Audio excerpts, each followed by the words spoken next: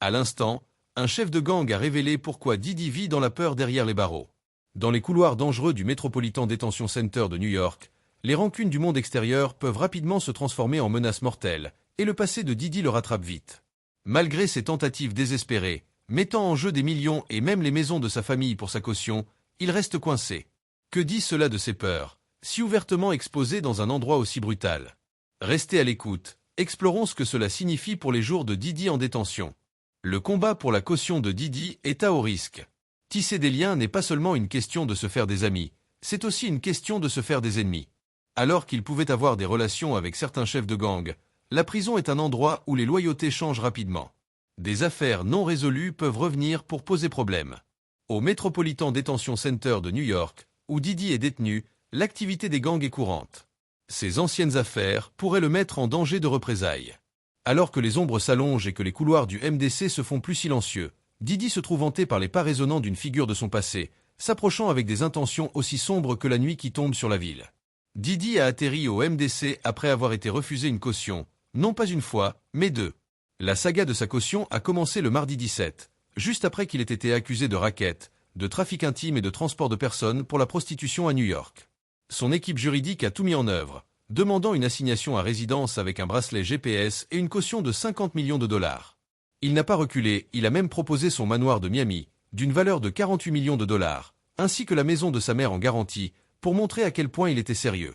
Lui, sa mère et même ses filles ont remis leur passeport, montrant qu'il était prêt à répondre à toutes les exigences du tribunal. Ses avocats étaient confiants, affirmant que Sean Combs ne recule jamais devant un combat. Ils étaient tellement sûrs de sa libération qu'ils ont même parlé aux médias comme si c'était garanti. Mais la cour s'inquiétait qu'il essaie d'influencer les témoins. Compte tenu de la gravité des accusations, le tribunal ne prenait aucun risque. Les procureurs ont même présenté des preuves qu'il avait contacté des victimes et des témoins pour les influencer. Cela a aggravé sa situation, mais son équipe a rapidement fait appel. Ils ont présenté l'affaire au juge de district américain Andrew L. Carter, offrant des conditions strictes comme des tests de dépistage hebdomadaires, autorisant seulement la famille et les soignants à lui rendre visite et enregistrant toutes les personnes entrant dans sa maison de Miami. Ils ont même interdit toute visite de femmes, sauf si elles étaient des membres de la famille. Mais cela n'était pas suffisant. Le juge Carter n'était toujours pas convaincu. Il a jugé que sa violence passée et ses prétendus problèmes de colère le rendaient trop dangereux pour être libéré sous caution. En conséquence, il a été envoyé au MDC, un endroit que les détenus qualifient d'enfer sur terre. Le MDC a une mauvaise réputation d'être l'une des prisons les plus dures. Il est surpeuplé, viole et offre peu de soins médicaux. Même certains juges hésitent à y envoyer des détenus. Le juge Gary Brown a décrit le MDC comme barbare après plusieurs incidents violents, y compris des coups de couteau et des décès. En juin dernier, un détenu nommé Uriel White a été poignardé, et en juillet, un autre détenu, Edwin Cordo, est mort après une bagarre. De plus, la prison souffre d'une supervision médiocre et d'une véritable anarchie. En 2019, une panne de courant a laissé plus de 1000 détenus gelés dans leurs cellules pendant des jours, montrant à quel point la gestion y est déplorable. La vie au MDC a été un ajustement difficile pour lui.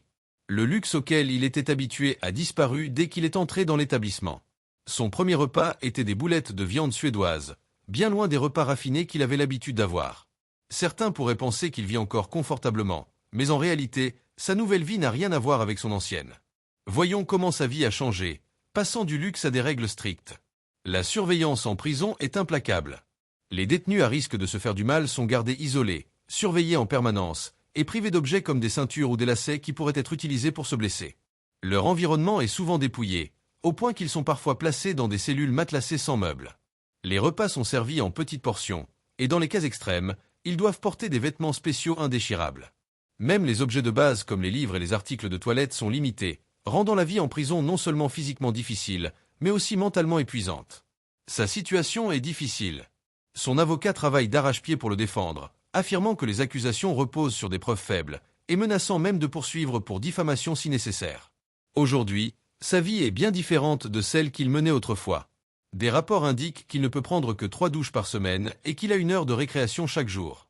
C'est une énorme perte de liberté personnelle, et cela pourrait devenir encore pire si on le considère comme un risque plus élevé.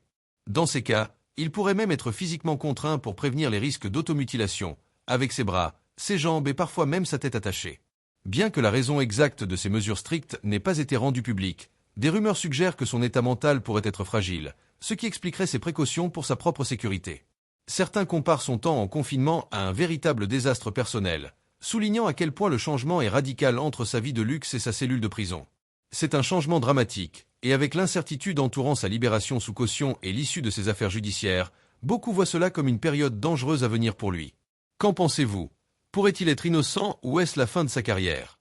N'oubliez pas de vous abonner si vous avez aimé, donnez vos avis dans les commentaires, et encore une fois, n'oubliez pas de vous abonner pour plus de mises à jour.